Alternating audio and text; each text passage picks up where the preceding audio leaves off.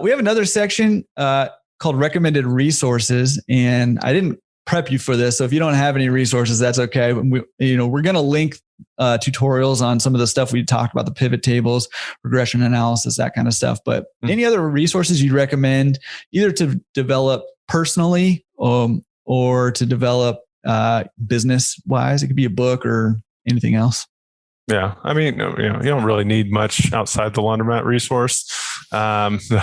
Yeah, but, you're right, man. But if you decide you want to venture out a little bit, one thing, one book I read when I was, kind of in my tour duty and customer service was, a complaint is a gift.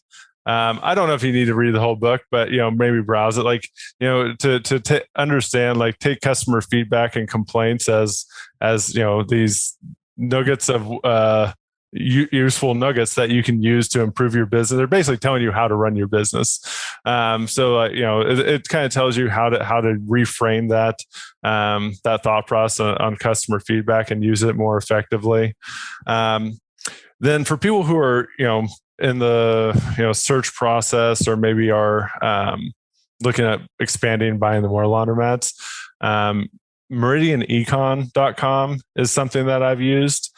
And it's a free demographics tool that you can go in and you can specify a few different areas, and then the radius you want to do around those areas. And it will give you a breakdown of the demographics in the area, how many are renters, how many are owners, it's free, which is the best part of it. So I see a lot of stuff is, you got to pay to use it. And this one's, I'm sure they're going to charge you eventually if you keep, use it. But at least for some initial research, it's a good tool. Yeah, that's an awesome tool. And, just as fair warning to everybody, the further you venture from Laundromat Resource, the thinner the ice gets. So I'm just kidding.